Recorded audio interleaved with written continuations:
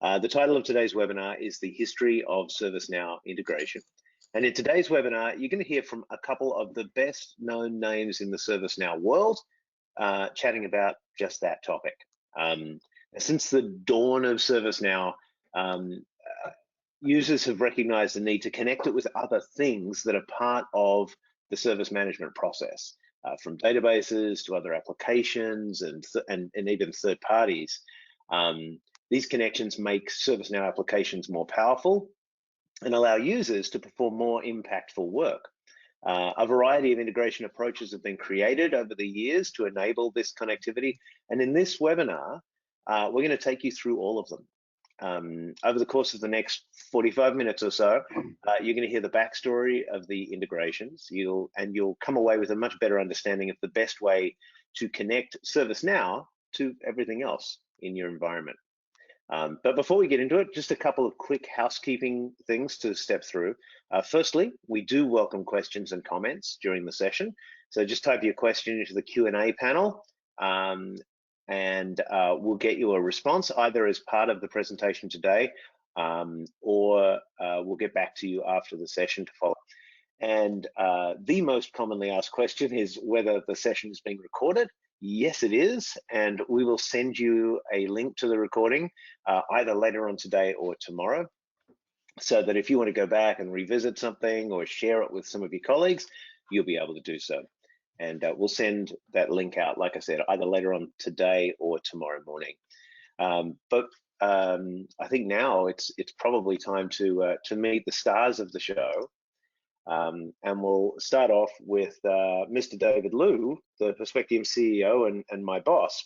David's the founder and CEO of Perspectium. And prior to that, he was the founding developer of ServiceNow, and also importantly, the guitar player in the official ServiceNow band, Z-Boot. David, thanks for joining us. Thank you, Craig. Thank you for that introduction. A little bit of tidbit here is I remember Fred actually hired me at ServiceNow just to make sure that integrations work properly and was built from the ground up as the platform was created. Because I had previously worked with Fred in another company. In that context, I was an engineer facilitating and enabling the integrations for systems that I was involved in, and that's how I started my life at ServiceNow, was to look at almost every problem as an integration problem.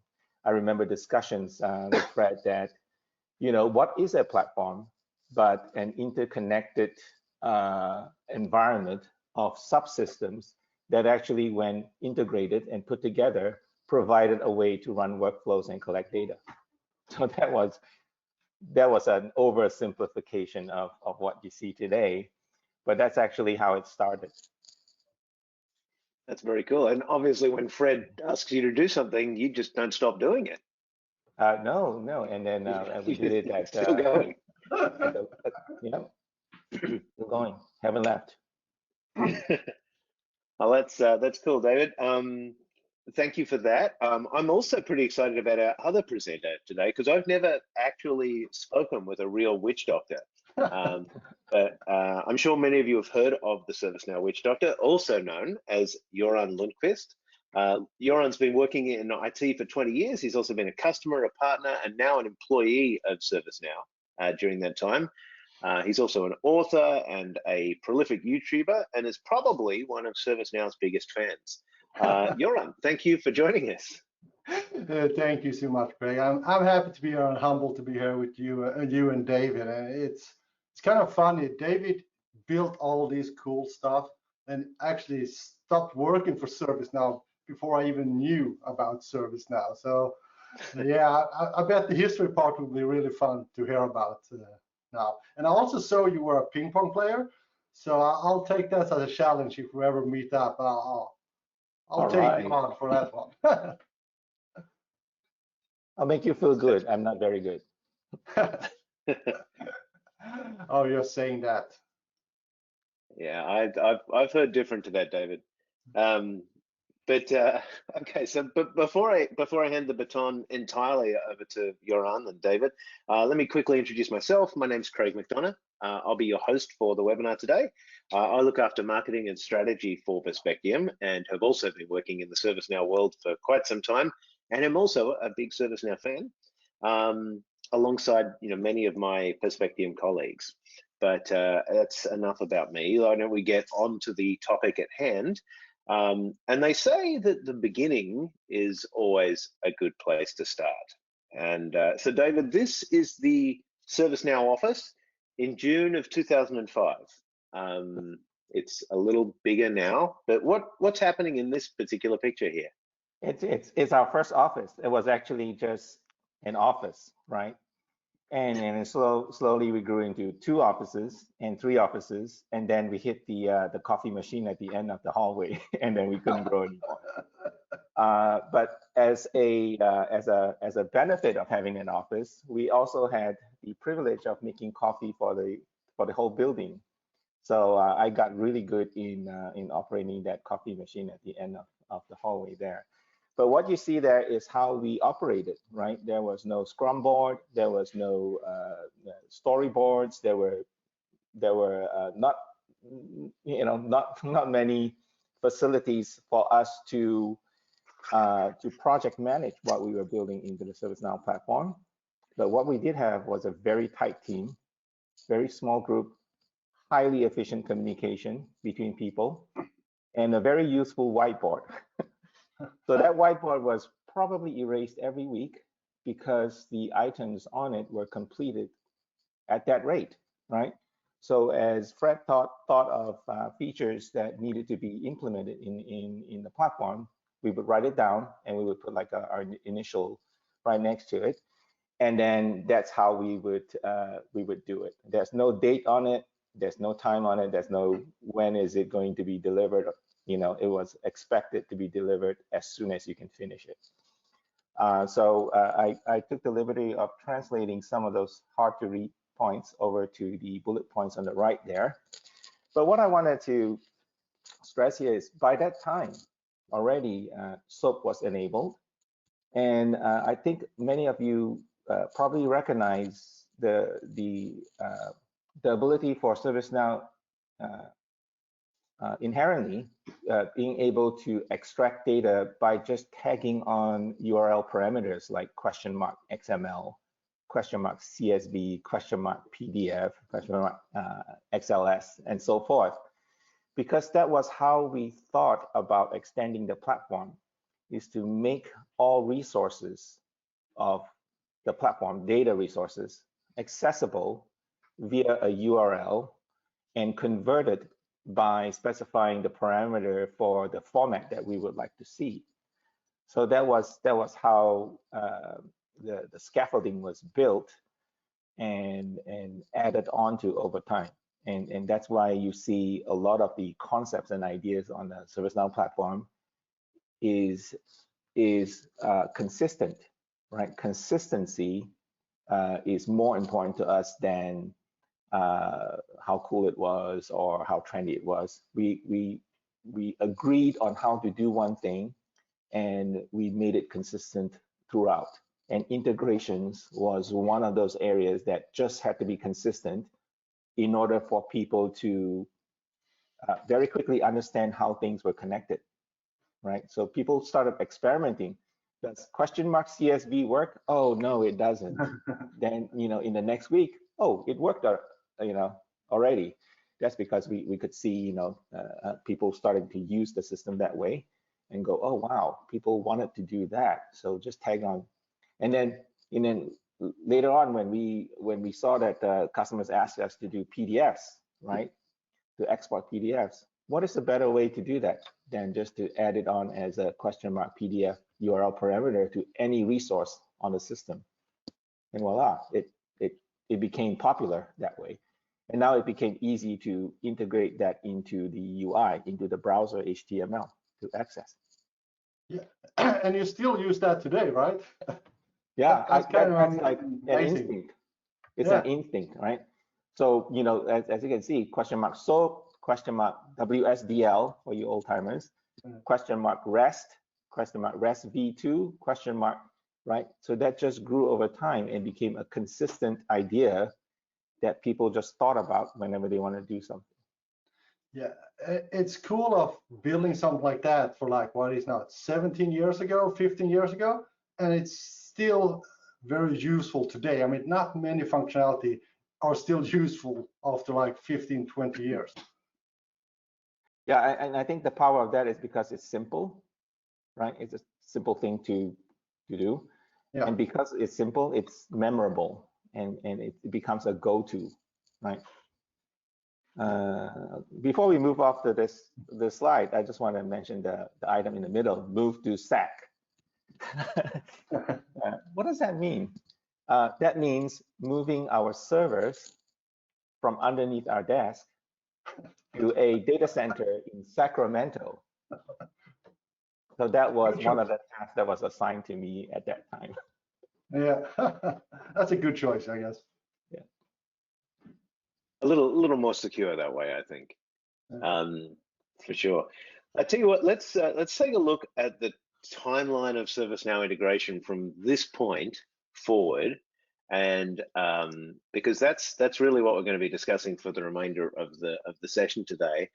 This is kind of a rough timeline of ServiceNow integration. As you can see, there's lots of different options here. And what we'll do throughout the course of today's webinar is step through each one of these and talk about them in a little bit more detail, along with some of the other topics that we're going to cover. But before we dive into that, I wanted to take this opportunity to just ask a quick question of you, the audience. We wanted to include a couple of polling questions throughout the course of this webinar, so that you could get involved as well and see who else is out there that is interested in this topic. And so the first question that we had for you that we wanted to get your thoughts on was around how long you've been using ServiceNow. And so I wanted to ask that question, and in just a second up on your screen, you should get a little a poll, and just you can just select one of the options there to let us know, and then I'll share the results with everyone as soon as we've got a good a reasonable number of people that have voted.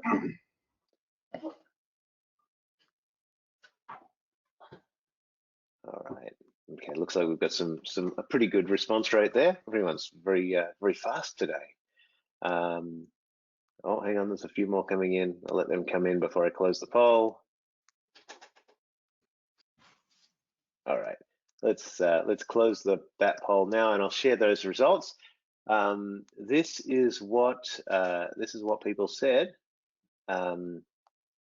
It looks like around 8% have been very new ServiceNow customers, been using for less than a year.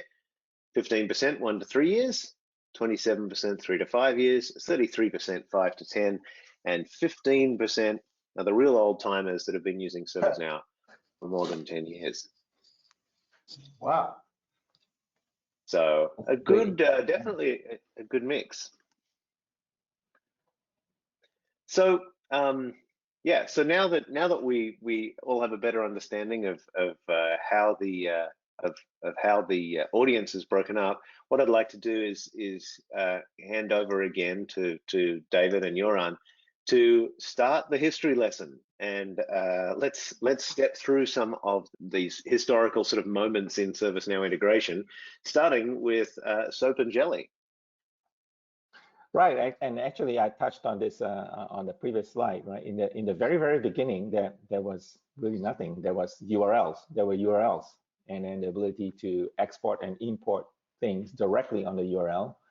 If your browser session already has a session to the Tomcat service that was authenticated, you can do anything that the UI could do just by basically interacting with URLs, and that was the premise. That was an early premise of integrations. Is can you export and import data that way? And then very quickly, right? We just tagged on the ability to follow a standard, which was important to us, right? Because customers came to us explaining what they wanted to do. We had to go back and explain to them do you know the standard? And at that time it was SOAP. For interoperability, we had to pick one, right? But I wanted to touch on Jelly as well, because in the very beginning there were discussions. I think it was only between me and Fred, that maybe the entire ServiceNow environment should be comprised of just a server and web services that were used for integrating other systems, as well as to be used by the browser, right? But little did we know we were actually ahead of the time at that time to be thinking that way, because there's no React, there's no prototype, there's no browser side applications that were conceived at that time. So so he fell back to this Apache project that is little known called Jelly, which basically is a server-side HTML generation, right? The ability to execute XML on the server to create HTML and be served back up to the browser, and that was great. That was great for the time. So that's how that began.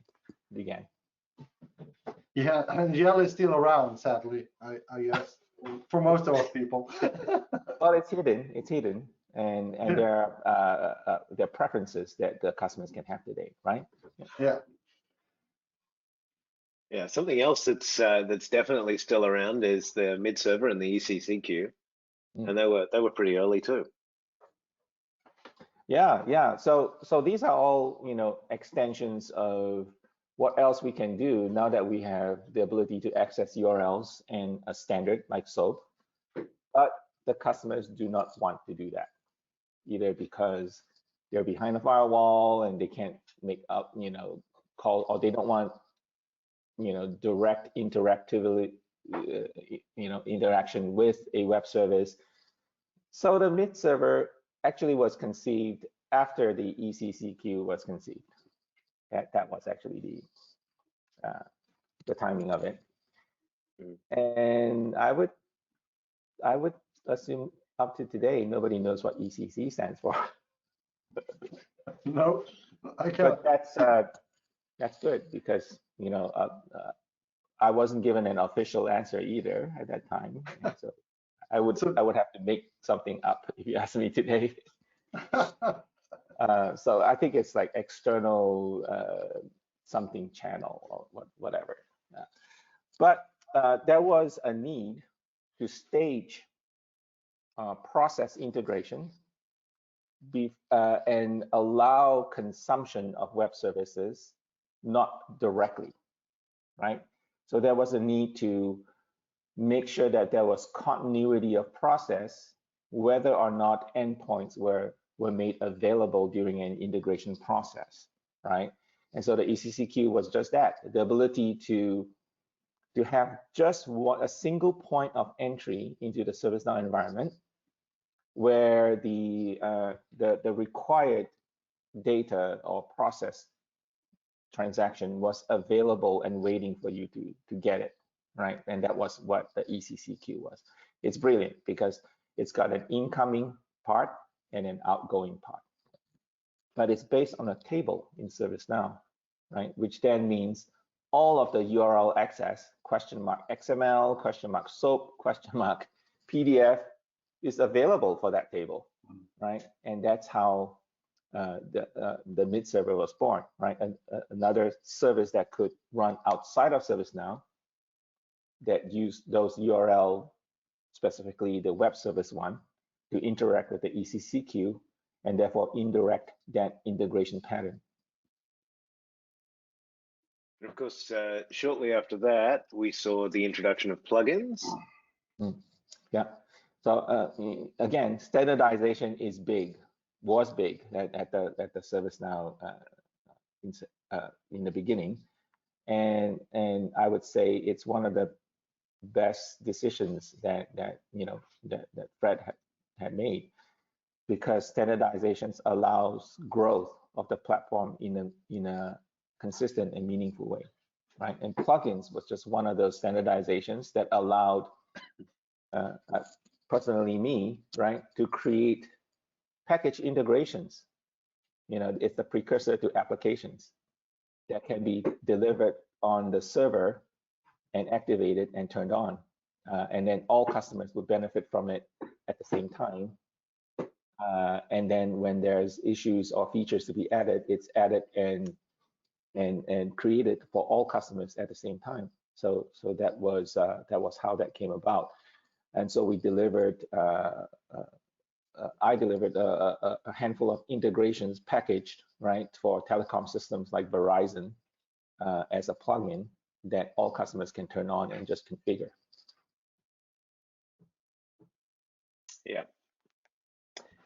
Yeah, and again, I mean, plugins are definitely something that's still being used extensively throughout ServiceNow today. Yeah, it's more for like internal applications, internal features, yeah. right? Because now the store is alive and well and kicking, and that's how you would deliver packaged stuff, bundled applications external to the server. Yeah, absolutely. Next in the history lesson, though, we have import sets, and this was a pretty big one. And it was a fun one to build. I built import sets. Fred prototyped it and go, here's how I think customers can get data into the system, because there was an important feature that was requested of us over and over again. How do I get data into ServiceNow, right? And that was great, because if you want to get data into ServiceNow, that means you want to use ServiceNow more, and then over time the platform will grow with you. So that was an important one for us to focus on. And Fred made the first version work, and he passed it on to me. And I took a long time to get this working, because this was a learning process for me in regards to UI. I had to build a very interactive user interface for defining import sets, and especially the transform maps. So I created a very complicated UI page at that time, and it took me a long time. But the concepts are still intact today. I'm happy to report. And that is the result of something that is useful and standard, right? When you do something that people use a lot and it's standardized, it wasn't that stable in the beginning. Now it's very stable. And I think you guys have also went ahead and created robust import sets these days. And I learned from that. Exactly. Yeah, go ahead. Yeah, it's kind of cool to see you build it like in 2009, and we are still evolving it and building new things. Just like you said, the reverse transfer engine, we're adding so you can run concurrent import sets, and now we're adding data streams to put stuff into that one. So I mean, you can see how efficient it is to use still 12 years later.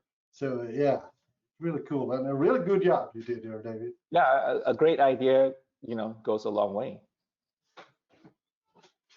Yeah, we've actually had a couple of questions come in actually as we've been stepping through. So one that I'd like to throw out is is there a way to utilize a mid server for connections into ServiceNow rather than connecting to an endpoint on ServiceNow?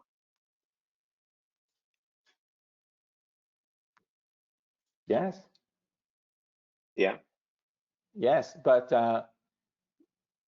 when you want to do that, that tells me that you want to use some feature of the mid server, right? But right, you do know that you already have all of the web services that are available to you to interact with the ECC queue, which is what the mid server is doing. It's actually talking to the ECC queue using web service. So if the mid server can read from the ECC queue and write to the ECC queue, so can you directly using REST, right? Or SOAP or whatever, if that's your thing. But if you're saying using the mid server, that means you want to use something that is useful in the mid server, like a probe, a JDBC probe, or whatever probe that's available today to load data rather than extract data. Yeah, so that's possible through those mechanisms. That's pretty much how have discovery works. Yeah, that's how discovery works. Right, Göran. Yeah. But I have to say, right, if you do that, you have a single point of entry and egress, which is the ECCQ table, and that could become unwieldy. Single point of failure as well, I guess. Yeah, if that table becomes unavailable, then your port of entry is denied. Yeah. I also got some clarification. A member of the audience looked up what ECC actually stands for, and according to the ServiceNow documentation, it stands for External Communication Channel. So, yeah, I created that. I made that up. Yeah. I don't think it is. Yeah. All right. Well, let's keep going with the history lesson and look at another one of your projects, David, ODBC. Yes, another fun project that I worked on with Mr. Solegi, my developer that I worked on that with. We partner with a very interesting partner that had a library that translated ODBC calls into web service. So that was a fun thing to do. And all we had to do was plug in the web services necessary into the template that the library gave us. And then whenever you connected using ODBC locally, it actually translated that to actually at that time it was SOAP, the SOAP calls that was necessary with the ServiceNow instance. So as a result, there were some limitations, right? If your SOAP web service allowed you access through your credential to access those tables, it would be available through ODBC. And you were also limited to the constraints of the web service, like I think 20,000 records at a time and stuff like that, that you have to now rely on paging to get it working. And then date time was also an issue because if you access web services directly, I don't know about REST these days, you would get date times in GMT, right? Not your local time. And so you got to convert it to display values and stuff like that. So there were some complexities there, but it was a very, it was eye-opening. It was opening doors. It was making people think, wow, what else can I do? I use this ODBC driver in an Excel spreadsheet, and all of a sudden I'm looking at ServiceNow data in an Excel spreadsheet, right? So that was very interesting. Yeah, for sure. You mentioned REST. That's actually the next item on the history timeline. Yeah. So I took a crack at the first version of the REST API, and it was fun, right? Because I created the SOAP API. It was actually quite straightforward. I did, one-for-one kind of thinking and created the REST ability through the same facility, using a handler and using the same Java pattern in the server. But I remember when I first created that, because of how I created it, it was very inefficient. It was causing a lot of resource constraints on the server side, because a lot of the incoming processing was done in script, actually. I think it has been vastly improved since then, and I think they called it a REST v2, maybe even REST v3 these days. But that has taken off its own life. But I was there at the beginning, and I kind of kickstarted that. Nice. Just after that, of course, was orchestration as well. And orchestration, orchestration something that's still being used quite extensively inside ServiceNow? I would say yes and no. I mean, orchestration's newer name in my eyes is the integration hub, of course. I mean, orchestration using the old workflow functionality and so on. So I mean, I myself, when I started, we haven't even come when I started looking at ServiceNow, orchestration was the way to go, unless you did the scripting part. And I have actually never built, besides doing some labs to try it out, done anything in orchestration. My life with integration without doing some scripting, we're basically after integration hub come to life. But I mean, this is the place where we actually started to give out like predefined actions that you could actually do without coding and add them into the workflow and just fill in parameters to get stuff work. I mean, I guess kind of the life of workflow, this one, to having that low code ability to actually, you don't really need to know all the hardcore stuff to do things, which I think was an eye opener for a lot of people. Yeah, it's a great pattern to be able to do things data driven, right?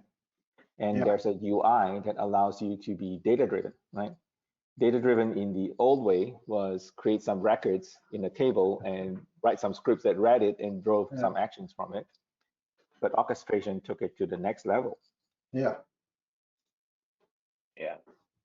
Now the next event on the timeline is one that's well, it's very important to me and David. The birth of Perspective that happened in 2013, and then we started to see a few things come out from Perspective. The first one of those was Data Sync, which was originally called Replicator. But David, what's the backstory on Data Sync? Well, to be honest, it was an idea that was kicking around. I think it started as an idea. What if we had the ECC queue in the cloud, right? The ability to move this staging area from within ServiceNow and have it available in the cloud, and in a fashion that it's not only a single channel or a single table that implemented it, but allowed customers to have multiple channels and to define it on the fly, right? To be able to create these channels, and it actually manifested themselves into queues as we went forward and developed this technology. The channels became queues of a message broker service that standardized on messages that came in and out of it, right? And then what problems do we solve with that?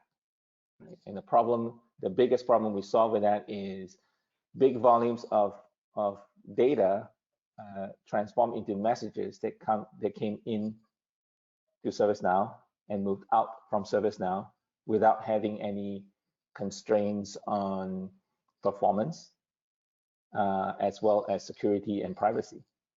So that was the goal, and that was the birth of Data Sync that then became one of our biggest use case for our customers. A simple idea. Definitely.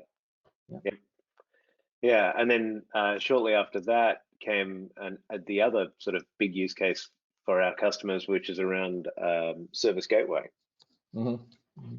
So as we moved large amounts of data through this, I guess, queue in the cloud, customers approached us and go, I don't want to move large amounts of data. I want to move a little bit of data, but frequently. Then, ask them why.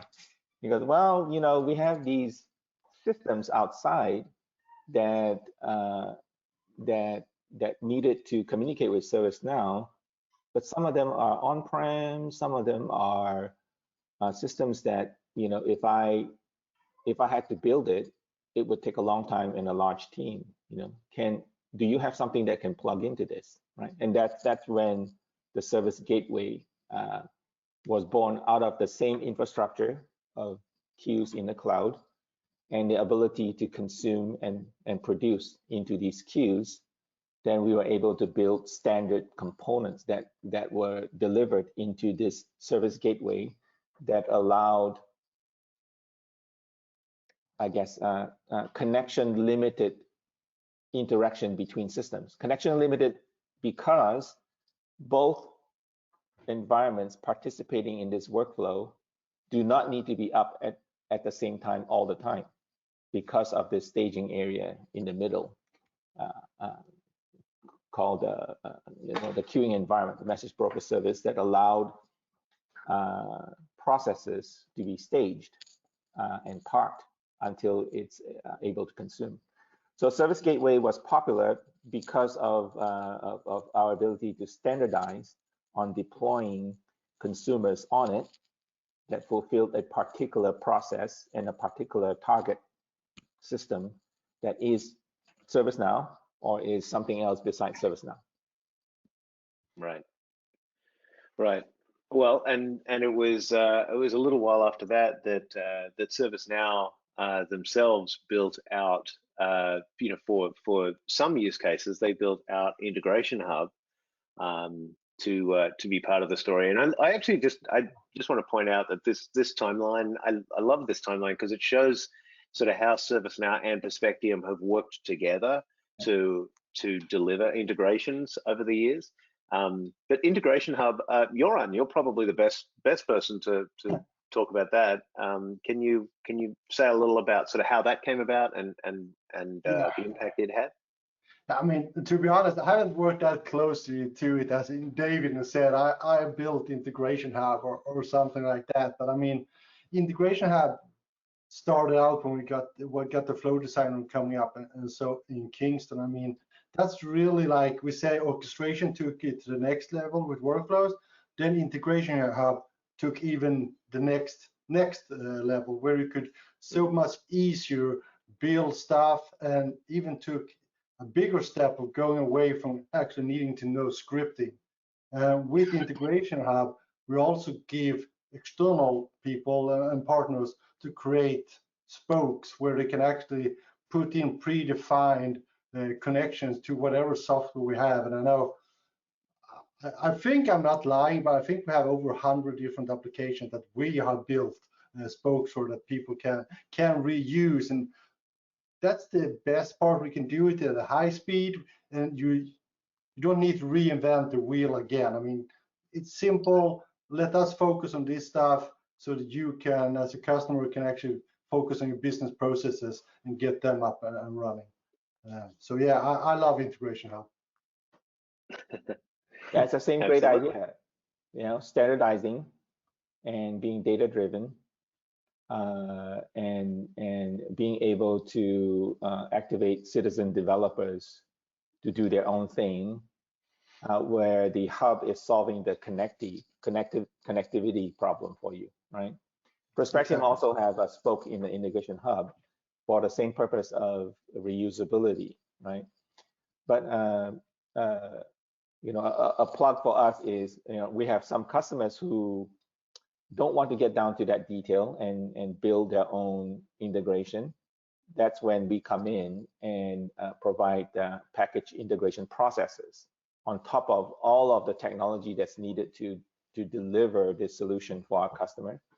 We package it up in a repeatable format.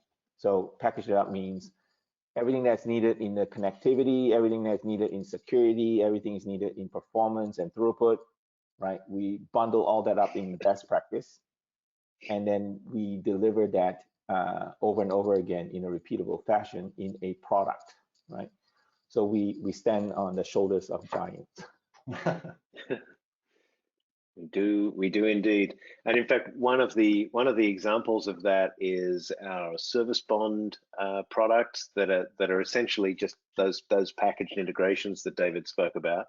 And then also, David just mentioned the Integration Hub spoke, which we just announced. It just got certified in the store, I think it was 2 weeks ago, and so that's now available to all of our customers, and in fact to ServiceNow customers to access in the store. Yeah. Of course. Yeah. Sorry, David. Go on. Yeah. To iterate, right? The difference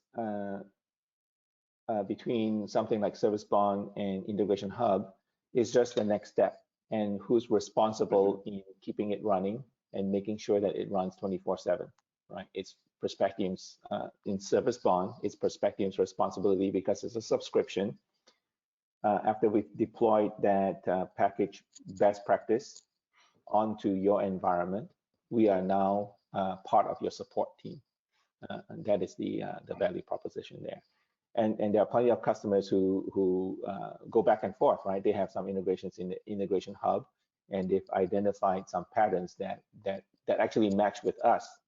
And then that's when they talk to us about, do you have a package integration other than us doing this everything in web services or whatever low-level technology that they have. It's time for them to rely on a vendor to deliver the bundled value. Yeah. No, that's very true. Can I hand over to both of you actually to sort of walk through? So I think we've covered a lot of the history and the background of integration. Can I ask both of you to comment on sort of today's integration landscape? Göran, do you want to kick us off? Well, the main thing I would like to take from it, I mean, we have all the things that David talked about, and still tools in the toolbox we're using, and like we mentioned today about the spokes and the store and so on. But one thing that I would really want to lift forward as a ServiceNow person is the remote tables, where is a real, I don't think it's been around for like more than one or might be two releases, but where you can actually, if you just want data temporary, you can actually use remote tables to fetch the data and store it in the memory of the instance and just work with it like a normal table, but it's not saved in the database, which might be quicker, and you can have some real-time data up and running. And we have some good example with, I think it's SAP and stuff like that, where you're in the CSS, want to get some data about the customers you're looking at, you can just put them in the remote table and look at that through there. A lot of the other stuff we have been talking about, so I don't know if there's anything special you want to talk about in this one, David? No, I'm actually interested in remote tables. The remote table that I'm familiar with was actually way back when it was called Glide Record Remote or Remote Glide Record. Is it the same concept? Is it the ability to use remote glide record in a separate Java process as if you're using glide record locally inside of the platform?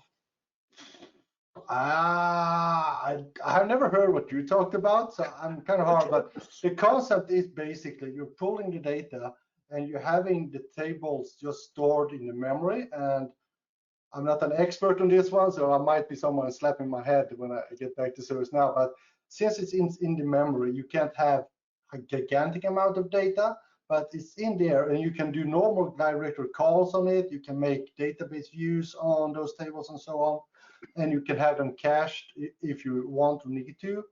But for those cases, and I think the limit is around like 100 rows per remote table, is where you just need to fetch some data, want to present them like normal data, like on a form or something like that, but you don't want to store them. You don't need to store them in your database.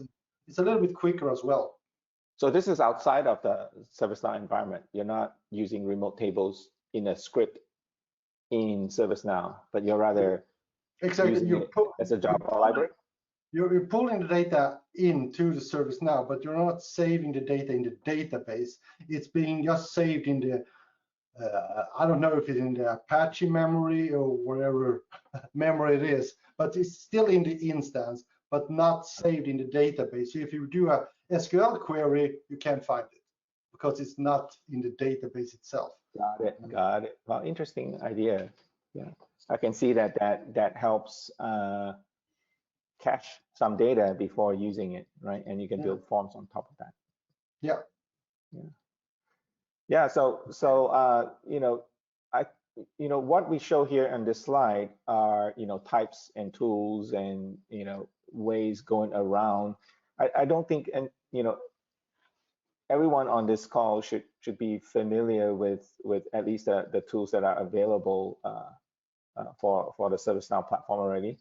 But it's important to call out the different integration types, right? And be able to talk about what is the best way to do something given the type of integration that you're trying to solve, right?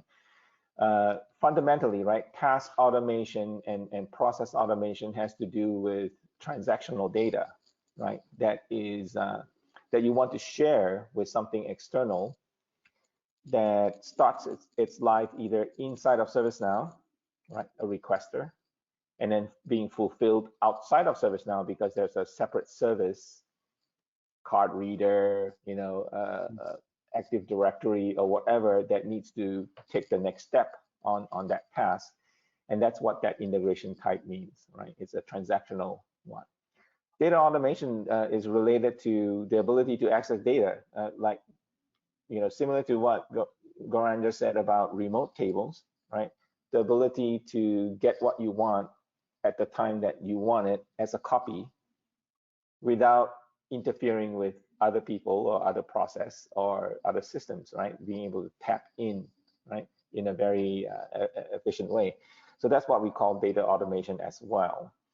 And a lot of times it just ends up as being, is there a way to copy data the way that it's represented in a system to another system that can be used more efficiently or exposes it to other data sources, right? And so data warehouses come into mind for data automation, right? The ability to build a data warehouse and have multiple systems contribute to it so that now you can build meaningful business intelligence from it, joining data from IT with sales, with HR. And now if you have all of those applications inside of ServiceNow, your job is done, right? You just use ServiceNow. But what we've encountered in our customer base is that a lot of these customers already have incumbent systems for sales that they have, or HR that they have been using for a long time. And it's just meaningful for them to put IT data together with HR data externally in order for them to get some analytics or intelligence from joining those data sets. So that's where data automation comes in. And for data automation, the focus is always around data engineering, right? There's so many ways to get data these days that if your data engineering team or your data architect team is busy solving the HTTPS SSL problem, or is it encrypted at rest, and who has access to this and that, then that takes time away from them from understanding what data is needed and how it's delivered, and more importantly, is it secure, right? I'm getting this data set. So that's where I think the industry is focused on data engineering and data architecting these days as a separate topic than data integration, right? Which is a separate concern. And yeah, I think it's important to understand all the capabilities of the platform in order for you to do that.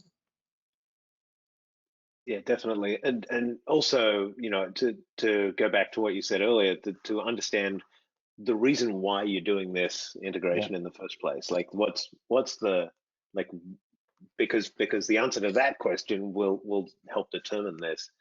And in fact, that's a great segue into our next polling question, which is around exactly that. What problems are you trying to solve with integration? So I'm just going to launch that poll here, and if you could jump in and select, you can select as many of these as you want. You don't just have to select one. But what are the problems that you're actually trying to address through integration? Is it moving data to a data warehouse, flowing process across other service management applications, which could be other ITSM applications, or maybe development tools, customer support tools, those kind of things, connecting with chat and video conferencing, triggering automation tools, or e-bonding with customers and suppliers? It's a very integrated world these days. It is. The very successful integration happens without you knowing it, right? When you park your Tesla in your garage, it talks to your internet and downloads the software. That's great. You get in the next day, it's already done. That's great integration. When you have to go and figure out why did my HTTPS fail? And is it missing this required field and that?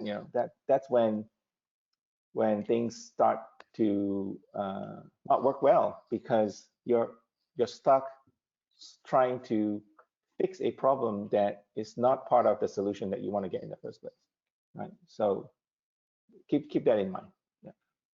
Yeah, definitely. And just to add to that one, we're really back to where we're talking about a lot when we talk with ServiceNow is get the workplace to work as your home environment or all other apps. You want to have the same simplicity. It should just work. You shouldn't need to worry about something else. Data driven, going with standards, plugins, plug and play, right? Being able to be consistent on how you do things is very important. Yeah, definitely. Well, these are the results that we just got back. Thank you for your answers. I won't read them out, but you can see the results that we got there. Nothing too surprising. I think the majority wanting to move process across other service management applications. Well, I'm surprised by that. What other service management application is there besides ServiceNow? Come on, guys. Exactly. I thought the chat and video conference tool should be up when you look at the world today. Yeah. But yeah. Yeah. Well, let's move on to the sort of another big question that people ask is, how do I choose the right approach when I'm trying to choose integration? And I realize that we're coming close to the end of time, so we'll step through this fairly quickly. But I think there are a couple of different ways that you can approach the problem. And so I'll hand over to the two of you to just sort of comment on this. I mean, I totally agree. I mean, you have these three options, and I mean, it's all dependent in my eyes on the requirements you have. I mean, and how complex is there? I mean, I would say if there already exists something, use that. Don't do it yourself. It's just stupid. You need to support it as well. Then, if you get it from someone else, they own it as well. And of course, like the top right in my screen, at least, I mean, the package one, if that fits you, then in my, of course, you should take the whole bundle, because then you don't need to worry about anything. Yeah, but there are situations where do it yourself makes sense, because it's just something that you can do quickly, and it's risk adverse, right? It's not a risky thing, right? A lot of the one-way integrations for messaging and notification, right? Those things can be done quickly and in a do-it-yourself, data-driven way using Integration Hub and Spoke. Because it's ready, it's packaged in a way that can be consumed that way, right? But when you start to get to a more complicated environment to environment integration with multiple entry points and mapping constraints and triggering requirements, then that's where the consultants come in and go, we can do this for you for 350 hours, right, or 200 hours of time, right? But at that time, you have a choice to go into the store to look for a package integration for the system that you're looking for, or get an iPaaS and try to build something consistent and standard and own it, right? Or go for a package integration process type of an approach where there's a vendor that can do this for you, right? Either in the store or outside of the store. Yeah. So I think that it's important to realize that this distinction exists, and it's not one for all. Exactly. Yeah, that makes a lot of sense. And in fact, that leads nicely into our last poll of the day, which is really around what integration approach you're using with ServiceNow today. And this is another one of those multi-select ones, so you can select more than one. But yeah, what are some of the approaches that you're using in your organization today to integrate with ServiceNow? I'll just give that a minute or two for people to. Wow, people are voting very quickly today. That's obviously It's because it's coming up on the coffee. hour. Yeah. Hey, why is Perspective Technologies there? Who put it there? All right. Let's just in the interest of time, we've got a good percentage of the audience has voted. So I'm going to close that poll and share the results with you just so you can see Wow. how people responded to that one. A lot of web services. I'm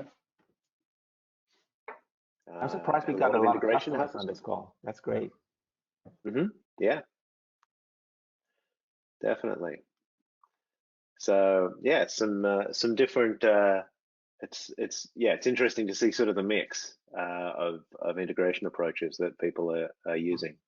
Yeah, web services is going to be around. It's going to be around forever. Oh, yeah. That's because it's a fundamental thing, right, to happen.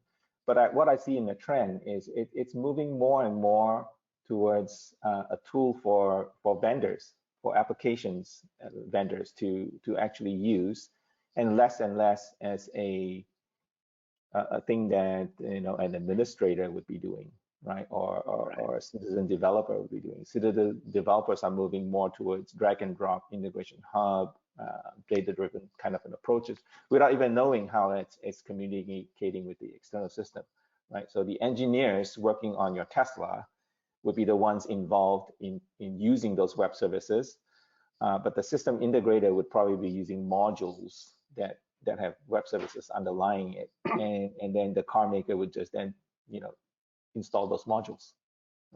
Yeah, definitely.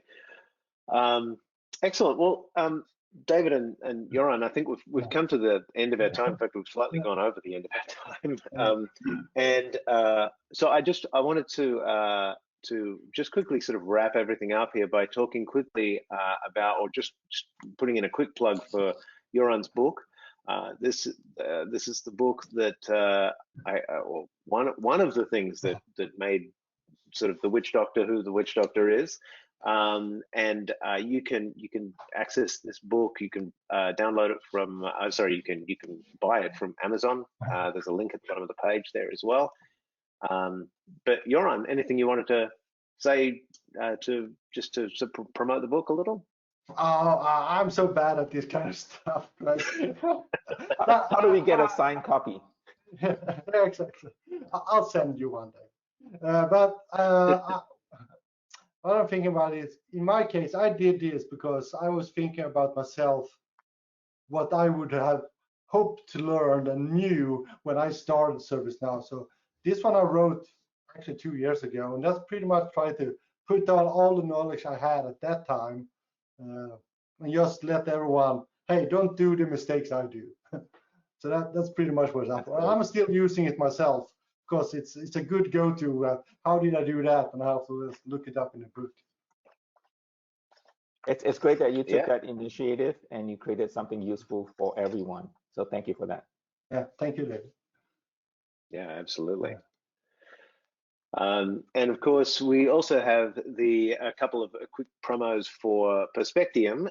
We've got our next webinar coming up on April the 7th. It's called Banking on Operational Resilience. And this will be another fireside chat, so similar to what we did today. But this time it's with the Director of Service Management Products and the Principal Architect for ServiceNow Application Development at the Bank of New York Mellon. And they'll be talking about how they secure valuable service history for governance and compliance, how they enable reporting, how they mitigate the risk of change from migrations and upgrades, and how they make sure that IT stays aware of and aligned with critical business functions. So that's shaping up to be a great webinar. It's happening on April the 7th, and you can just register on the Perspectium webpage. And also, if you wanted to try the DataSync product for yourself, DataSync is the data replication product the data replication product that we spoke about. You can try that out for yourself. There's a self-guided live demo at that URL, datasyncdemo.perspectium.net. it's a way for you to get your hands on the product in a live ServiceNow instance, and you can use that to see exactly how perhaps it may work in your environment.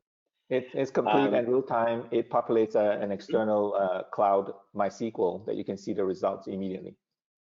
Yeah, yep, definitely.